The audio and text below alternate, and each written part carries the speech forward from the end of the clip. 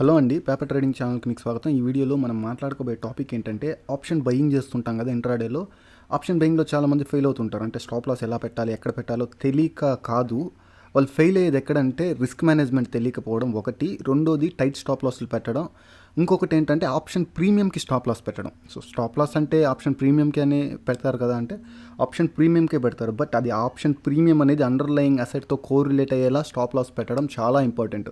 చాలామందికి తెలియదు. ఒక ఎంట్రీనేమో అండర్లయింగ్ అసెట్, సపోజ్ మీకు ఎగ్జాంపుల్ ఇక్కడ వేదాంత స్క్రీన్ పైన కనిపిస్తుంది కదా, ఎంట్రీ ఏమో ఇక్కడ నుంచి పెరుగుతుందని ఈ చార్ట్ను నమ్మి ట్రేడ్ తీసుకుంటాము, స్టాప్ లాస్నేమో ఆ ట్రేడ్ తీసుకుంటాం కదా, ఆప్షన్ బయింగ్ చేస్తాం కదా వేదాంతాలో, ఆ ఆప్షన్ ప్రీమియంకి పెడతారనమాట. సో ఇది నిఫ్టీలో పెడతారు, బ్యాంక్ నిఫ్టీ ఏదైనా సరే, ఎంట్రీ ఏమో బ్యాంక్ నిఫ్టీ చార్ట్ను చూసి పెడతారు ఎంట్రీ, స్టాప్ లాస్నేమో ఆ ప్రీమియంకి పెడతారనమాట. అది రాంగ్. సో అది ఆ విధానమే తప్పండి. సో అలా చేయడం వల్లే మీకు మోస్ట్ ఆఫ్ ద టైమ్స్ మీ స్టాప్ లాస్ హిట్ అయ్యే మీరు ఫెయిల్ అయి ఉంటారు. మీరు స్టాప్ లాస్ పెట్టకుండా మీరు ఎవరు లాస్ అయ్యిండరు.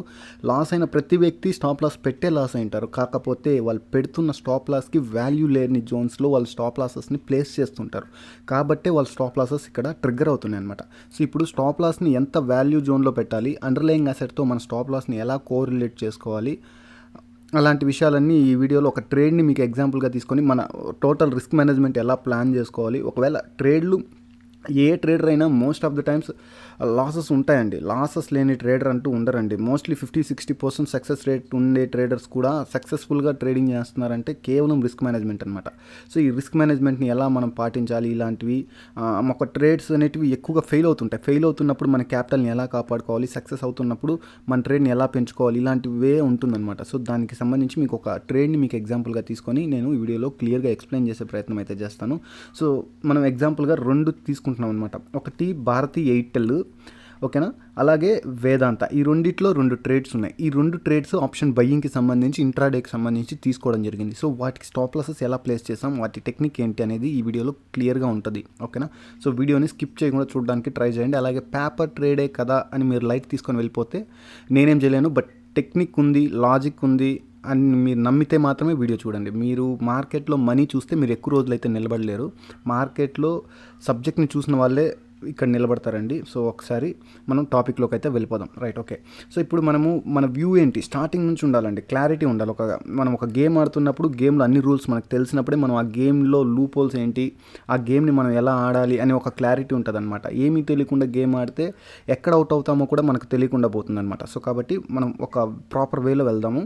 సో నిఫ్టీ ఈరోజు ఒక బుల్లిష్ వ్యూతో ఓపెన్ అయిందండి. సో మంచి స్ట్రాంగ్ ఓపెనింగ్ అయితే వచ్చింది. స్ట్రాంగ్ ఓపెనింగ్ వచ్చిన తర్వాత నేను అబ్జర్వ్ చేస్తున్న లెవెల్ ప్రకారం కీ లెవెల్ నేను 16,700 అనేది కీ లెవెల్ కింద నేను కన్సిడర్ చేశాను అనమాట. సో ఇక్కడ మీకు 1 అవర్ టైం ఫ్రేమ్లో చార్ట్ కనిపిస్తుంటుంది. 16,700 అబోవ్ ఉన్నంత వరకు బుల్లిష్ ట్రేడ్స్నే నేను బిల్డ్ చేయాలి అనేది నా ఒపీనియన్, ఓకేనా, మార్కెట్ ఓపెన్ అయినప్పటి నుంచి. సో ఈరోజు నా వ్యూ బుల్లిష్ అనుకోవచ్చు మీరు, ఓకేనా. సో ఈరోజు నా బుల్లిష్ వ్యూ కాబట్టి సో ఇప్పుడు నేను బుల్లిష్ ఎంట్రీస్ కోసం స్టాక్స్లో వెతుక్కుంటున్నాను, ఓకేనా. సో కొంతమంది బ్యాంక్ నిఫ్టీలో చేస్తారు, ఏది చేసినా మన మేజర్ ఇండెక్స్ ఏ వ్యూతో ఉందనేది ఇక్కడ చాలా ఇంపార్టెంట్.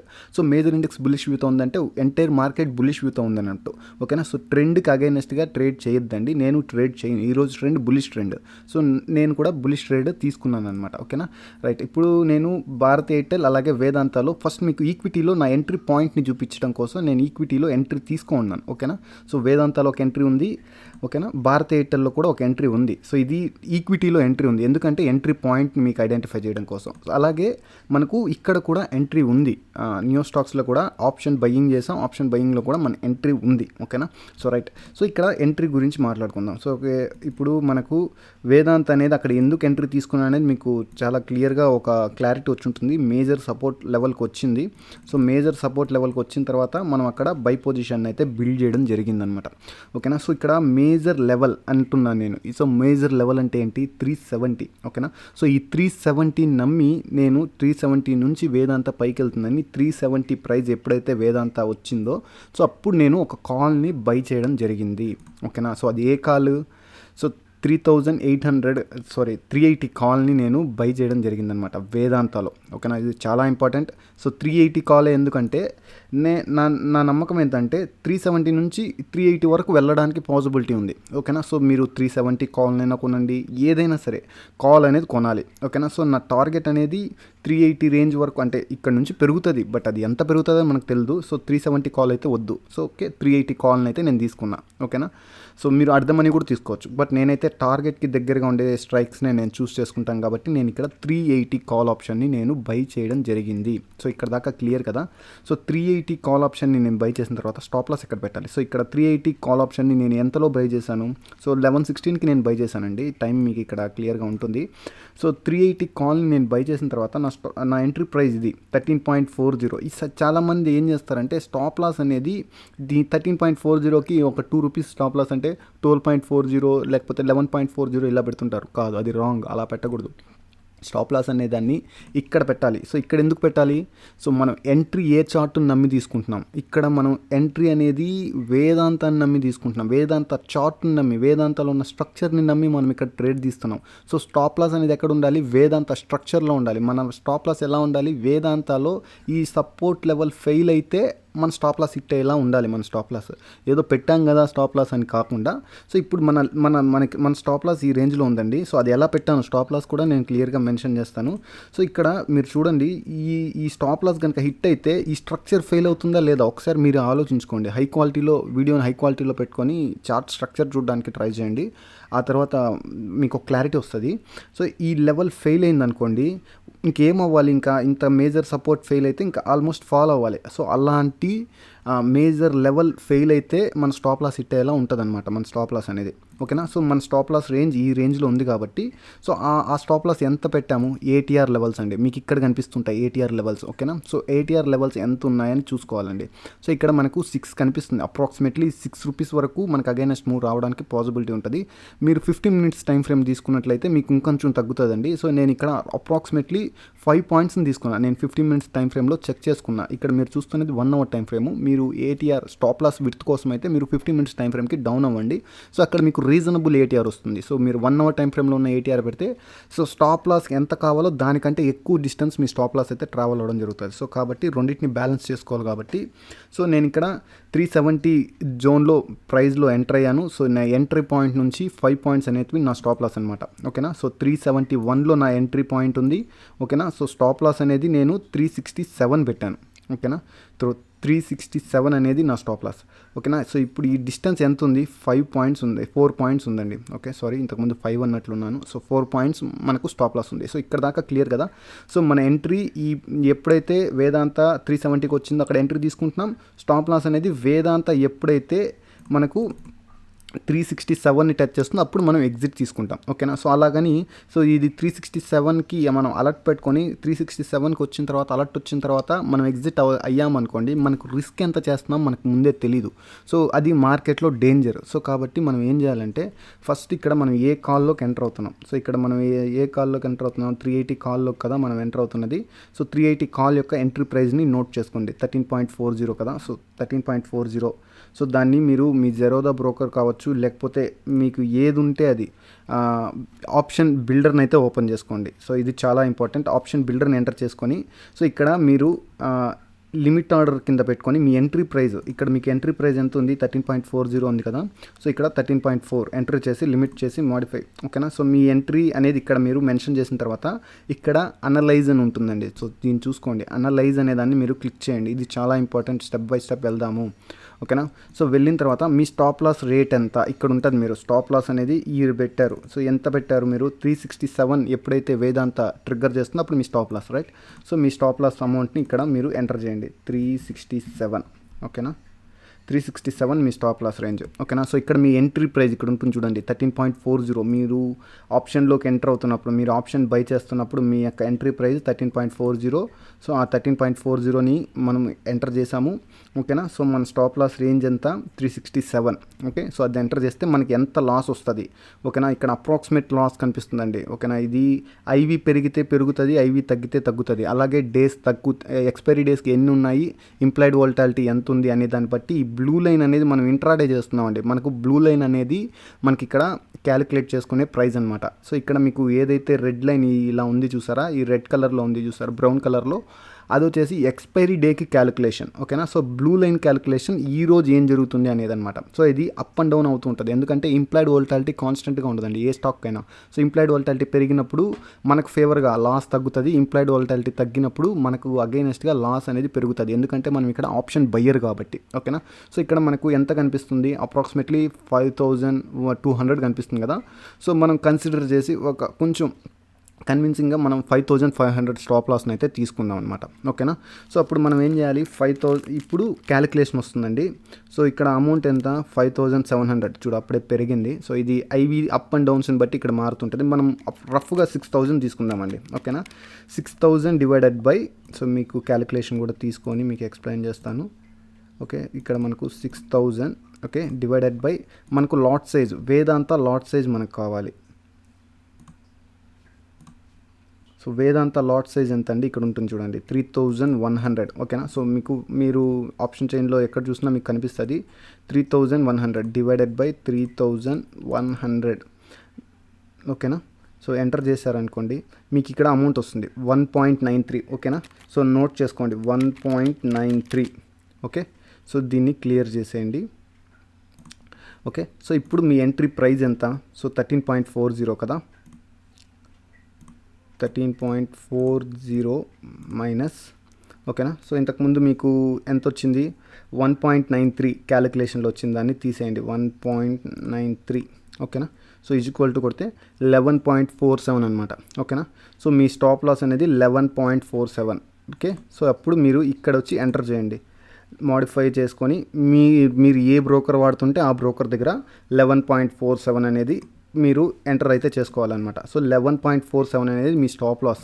సో ఇక్కడ మీరు ఎలా స్టాప్ లాస్ని ప్లేస్ చేయాలి, అండర్లయింగ్ అసెట్తో కోరిలేట్ అయ్యి అనేదానికి ఇదే ఆన్సర్ అనమాట. సో ఇప్పుడు మీ స్టాప్ లాస్ ఈ 11.47 ఎప్పుడైతే వేదాంత ట్రిగ్గర్ చేస్తుందో మీ ఆప్షన్ అనేది, ఇక్కడ మీ ప్రైస్ అనేది ఈ మెయిన్ చార్ట్ ఏ చార్ట్ స్ట్రక్చర్ని అయితే మనం నమ్మి బై పొజిషన్ తీసుకున్నామో అక్కడ ఆ చార్ట్ స్ట్రక్చర్లో ఇక్కడ మీకు 367ని ఇక్కడ ప్రైస్ ట్రిగ్గర్ చేస్తుంది అనమాట.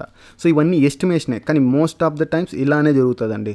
సో ఎగ్జాక్ట్గా ఇక్కడ మనకు స్టాప్ లాస్ హిట్ అయితే మనకు ఎగ్జాక్ట్గా అక్కడ వెళ్ళి ఖచ్చితంగా ఇక్కడ 367నే టచ్ చేస్తుందని కాదు, కొన్ని సందర్భాల్లో 368లో కూడా మనకి ఇక్కడ ట్రిగ్గర్ అవ్వచ్చు, చెప్పలేం. But rough estimation, but correlate అయ్యి ఉంటుంది. మన స్టాప్ లాస్ హిట్ అవ్వడానికి పాసిబిలిటీస్ ఇక్కడ చాలా వరకు తగ్గుతాయి, ఎందుకంటే మనకి ఇక్కడ మన స్టాప్ లాస్ హిట్ అవ్వాలంటే వేదాంత ఈ కీ లెవెల్, ఈ జోన్ ఏదైతే ఉంది ఈ జోన్ని బ్రేక్ చేసి కిందకి రావాలి. ఈ జోన్ని బ్రేక్ చేసి వచ్చి మన స్టాప్ లాస్ ట్రిగ్గర్ చేసిందంటే అక్కడ మనం అర్థం చేసుకోవాల్సింది ఏంటంటే అక్కడ చేంజ్ అయింది. ఆ సపోర్ట్ ఏదైతే మనం మేజర్ సపోర్ట్ అని మనం నమ్మామో ఇంతవరకు, ఆ సపోర్ట్ లెవెల్ బ్రేక్ అయింది కాబట్టి మనకు ఇంకా మనం ఆ ట్రేడ్లో ఉండడానికి లాజిక్ ఉండదు, ఎందుకంటే అంత మేజర్ లెవెల్ బ్రేక్ అయితే ఇంకా భారీ ఫాలే ఉంటుంది, మన వ్యూ బులిష్ కాబట్టి. సో మన స్టాప్ లాస్ హిట్ అయింది అంతే. సో కానీ ఇక్కడ మనకు స్ట్రక్చర్ ఫెయిల్ అయింది కాబట్టి మన స్టాప్ లాస్ హిట్ అయింది. సో మన స్టాప్ లాస్ తీసుకొని మనం ఎగ్జిట్ అయితే అయిపోతాం. సో ఇది కామన్ థింగ్, అందరికీ జరిగేది. కాకపోతే ఇక్కడ మనం ఏం చేసాము, మన స్టాప్ లాస్ని అండర్లయింగ్ అసెట్తో కోరిలేట్ చేసాం, ఓకేనా. సో ఇక్కడ వరకు ఒకటి పక్కన పెట్టండి. సో ఇప్పుడు మన ఎంటైర్ క్యాపిటల్ ఎంత, ఇక్కడ చాలా ఇంపార్టెంట్. సో ఇది చాలామంది అసలు ఎక్కడ కూడా ఎంటైర్ క్యాపిటల్ ఎంత అనే దానికి సంబంధించి ఎవరు మాట్లాడరు, ఏ యూట్యూబర్ కూడా, ఎందుకంటే ఇక్కడ మేజర్ రోల్ ప్లే చేసేది మీ ఎంటైర్ క్యాపిటలే ఇక్కడ కీ రోల్ని ప్లే చేస్తుంది. మీరు ఏ కైండ్ ఆఫ్ ట్రేడ్ అంటే మీకు ఏ స్టైల్ వచ్చు, మీ స్టైల్కి తగిన క్యాపిటల్ మీ దగ్గర ఉందా లేదా, ఇలాంటి చాలా క్వశ్చన్స్ ఉంటాయండి. మీరు కనుక సపోజ్ ఆప్షన్ బయర్ అనుకోండి, సో అనుకుందాం ఈ అకౌంట్ వాల్యూ ఇప్పుడు మీకు ఏదైతే న్యూ స్టాక్స్ కనిపిస్తుందో ఈ అకౌంట్ వాల్యూ 2 lakhs అనుకుందాం, ఓకేనా. సో దాన్ని కూడా నేను మాడిఫై చేస్తాను. ఇది ఎలా మాడిఫై చేయాలి, ఓకే రైట్, ఓకే సరే అనుకుందాం, ఇది మాడిఫై చేశాను అనుకుందాం. ఇది అకౌంట్ సైజ్ అనేది 2 lakh అని మనం అనుకుందాం, జస్ట్ ఇమాజిన్ అనుకుంటే. సో ఈ ఒక్క ట్రేడ్కి 9,000 సరిపోతుంది, భారతీయ ఎయిర్టెల్కి 9,000 రూపాయలు సరిపోతుంది, వేదాంతకి 41,000 సరిపోతుంది. సో రిమైనింగ్ క్యాపిటల్ అంతా ఉంది కదా, సో దానికి ఎందుకు 2 లక్షలు ఉంటేనే ఈ ట్రేడ్ చేయగలమా అంటే ఒక 50,000 ఉన్నా కూడా మీరు ఈ ట్రేడ్ చేసుకోవచ్చు. బట్ కాకపోతే మీరు ఆలోచించుకోవాల్సింది ఏంటంటే ఈ ట్రేడ్ ఫెయిల్ అయితే ఆ లాస్ అనేది మీకు ఇక్కడ కనిపిస్తుంటుంది కదా, లాస్ 5,000 6,000 వరకు వచ్చింది కదా, ఈ లాస్ అనేది మీ ఎంటైర్ క్యాపిటల్లో ఎంత, ఈ లాజిక్ చాలామంది మర్చిపోతారు. ఇక్కడే ఆప్షన్ బయర్ అనేవాడు ఫెయిల్ అవుతుంటాడు.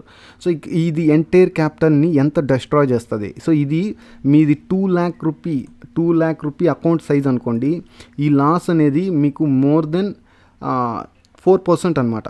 4% వరకు ఉంటుంది మీకు లాస్ అనేదాన్ని 4.5% వరకు క్రియేట్ చేస్తుంది మీకు లాస్. సో మీరు ఎంటైర్ 4% కాదు 2% వరకు మీకు లాస్ని అయితే ఇది మేక్ చేస్తుంది. సారీ 4% అన్నాను, సారీ 2% వరకు 2.5% వరకు మీ ఎంటైర్ క్యాపిటల్ని ఈ ఒక్క ట్రేడే తీసుకెళ్ళిపోతుంది అనమాట. సో మీరు ఈ ట్రేడ్లో మీరు మీ ఎంటైర్ క్యాపిటల్ నుంచి 2% వరకు రిస్క్ చేసినట్లు అనమాట. సో ఒకవేళ అనుకుందాం ఇది కనుక మీ అకౌంట్ సైజ్ కనుక జస్ట్ ఒక 1 lakh అనుకుందాం. సో 1 lakh ఉన్నా కూడా ఈ వేదాంతాలో ఈ కాల్ ఆప్షన్ని మీరు బై చేయొచ్చు. కాకపోతే బై చేసిన తర్వాత మీ స్టాప్ లాస్ ట్రిగ్గర్ అయితే ఇది మీ ఎంటైర్ క్యాపిటల్లో ఎంత తీసుకెళ్తుంది ఆలోచించుకోండి. సో ఇక్కడ 2 lakh ఉన్నప్పుడే మీకు 2% పోతే 1 lakh ఉన్నప్పుడు 5,000 పోయిందంటే మీ ఎంటైర్ క్యాపిటల్లో ఈ ఒక్క ట్రేడ్లోనే మీరు 5% కోల్పోతారు. సో ఆలోచించుకోండి మీరు ఎంత క్యాపిటల్ ఉంది, మీరు ఆప్షన్ బయింగ్ అర్హత ఉందా. సో మీరు జస్ట్ ఈ ఒక్క ట్రేడ్ 41,000కి మీకు ఇచ్చేస్తున్నారు కదా అని మాత్రం బయింగ్ చేయకండి. ఆ ట్రేడ్లోకి ఎంటర్ అయితే ఆ ట్రేడ్ ఫెయిల్ అయితే నాకు వచ్చే లాస్ అనేది నా ఎంటైర్ క్యాపిటల్ని ఎంత డిస్ట్రాయ్ చేస్తుంది, ఈ పాయింట్ని పట్టుకోవడానికి ట్రై చేయండి. ఓకేనా. సో ఇక్కడ కేవలం 41,000 వేదాంతాలో ఒక ఆప్షన్ బై చేసేయచ్చు అంటే మన దగ్గర ఒక 50,000 ఉంటే వేదాంతాలో ఒక ఆప్షన్ బై చేయొచ్చు, లేకపోతే 80,000 ఉన్న వేదాంతాలో ఆప్షన్ బై చేయొచ్చు అనే మైండ్ సెట్తో మీరు కేవలం ఈ ఇన్వెస్ట్మెంట్ అమౌంట్ని చూసుకొని మీరు ఎంటర్ అయితే అది మిమ్మల్ని డిస్ట్రాయ్ చేసేస్తుంది. సో అది గుర్తుపెట్టుకోండి. సో ఆ లాజిక్ అయితే మర్చిపోద్ది. ఇప్పుడు మనం భారత్ ఎయిర్టెల్ గురించి మాట్లాడదాం. భారత్ ఎయిర్టెల్లో మనకు లాజిక్ కలిసి వస్తుంది. సో అది ఎలా అంటాం, సో సేమ్ భారత్ ఎయిర్టెల్లో ఒక స్ట్రక్చర్ని నమ్మాం. సింపుల్గా చెప్పేస్తాను ఇది.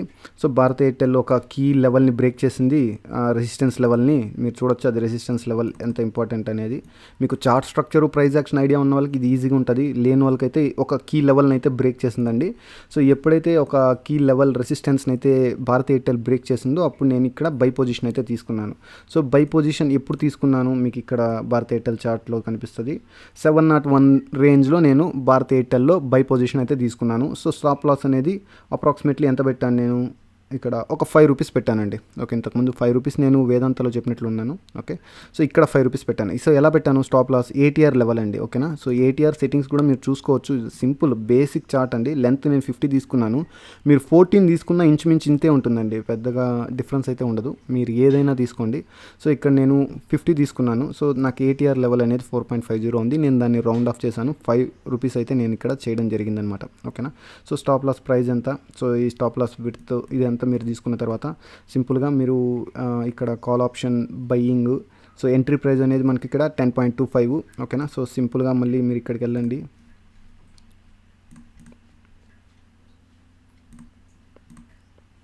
ఓకే, సో ఇక్కడ మనకు ఇక్కడ మీకు ఎంత క్యాపిటల్ ఉంటే మీరు ఈ ట్రేడ్ని ఎగ్జిక్యూట్ చేయొచ్చో మీకు క్లారిటీ ఉంటుంది.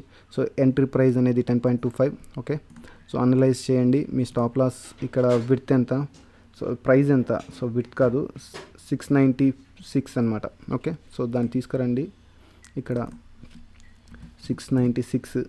ఓకే, సో మీకు ఇక్కడ లాస్ ఎంత వస్తుంది, సో ఈ లాస్ని మీరు క్యాలిక్యులేట్, ఈ loss divided by 2253 divided by lot size. So మీకు ఇక్కడ లాట్ సైజ్ ఎంత, భారత్ ఎయిర్టెల్ 950 ఎంత వస్తుంది మీకు లాట్ సైజ్ చేస్తే మీకు ఎంత మనీ అయితే మీకు ఎంత నెంబర్ అయితే వస్తుందో ఆ నెంబర్ని మీ ఎంట్రీ ప్రైస్లోంచి తీసేసినట్లయితే మీకు స్టాప్ లాస్ అయితే వస్తుంది. సో ఇక్కడ మనకు స్టాప్ లాస్ అనేది 7.83 అనమాట. ఓకేనా. సో ఈ ప్రైస్ నుంచి ఈ ప్రైస్ కనుక హిట్ అయితే మనకు పోయే అమౌంట్ ఇక్కడ మనకు ఎంత 2200 అనుకోవచ్చు. ఓకేనా. సో రైట్, ఇక్కడ దాకా ఒక క్లారిటీ వచ్చింది కదా. సో ఇప్పుడు 2300ని మన ఎంటైర్ క్యాపిటల్తో కంపేర్ చేసుకోండి. సపోజ్ ఇప్పుడు మన క్యాపిటల్ 1 lakh అనుకోండి. సో ఈ అకౌంట్ ఎంటైర్ క్యాపిటల్ 1 lakh అనుకోండి. సో 1 lakhలో ఈ భారత్ ఎయిర్టెల్లో ట్రేడ్ అనేది కనుక మనకు ఫెయిల్ అయినట్లయితే మనకు డెస్ట్రాయ్ అమౌంట్ 2%. సో ఎంటైర్ క్యాపిటల్లో మనకు పోయే అమౌంట్ 2% మాత్రమే అనమాట. ఓకేనా. సో ఈ ట్రేడ్ని మనం చేయొచ్చు. కాకపోతే ఈ ట్రేడ్ చేయాలంటే మన ఎంటైర్ అకౌంట్ సైజ్ అనేది ఎంత ఉండాలి, 1 lakh దగ్గరగా ఉండాలి. ఈ ట్రేడ్ చేయాలంటే మన ఎంటైర్ సైజ్ అనేది ఎంత ఉండాలి, 2 lakh అబోవ్ ఉండాలి, ఇంచుమించు 3 lakh వరకు ఉండాలి. ఓకేనా. సో రెండిట్లో కాల్ ఆప్షనే, రెండిట్లో బై పొజిషనే. కాకపోతే ఇక్కడ మన అకౌంట్ సైజ్ని డిసైడ్ చేస్తున్నది క్వాంటిటీ అనమాట. ఓకేనా. సో వేదాంతలో ఉన్న క్వాంటిటీ చూడండి, భారత్ ఎయిర్టెల్లో ఉన్న క్వాంటిటీని చూడడానికి ట్రై చేయండి. ఓకేనా. సో వేదాంత సైజ్ పెద్దది, అది మనల్ని ఎక్కువగా డిస్ట్రాయ్ చేస్తుంది.